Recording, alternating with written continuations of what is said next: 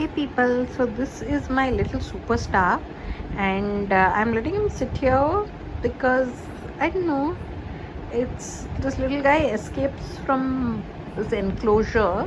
The other rabbits are too big to escape from the tiny space that he escaped from, and then I try to put him back. I will put him back, but it's just so relaxing to spend time with him. Yeah, I would highly recommend people get rabbits as pets. Yeah, they are so underrated as pets.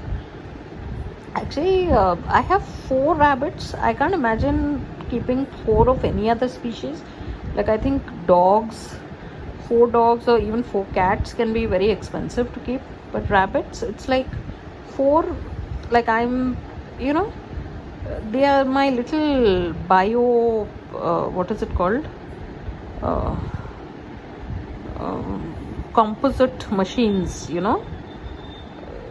anything that I eat, so then and ever since I've been looking after them, it's like good things happen, yeah, because we are doing something selflessly, right? So yeah, this is how they are. It's just so nice, so relaxing to make a video of them.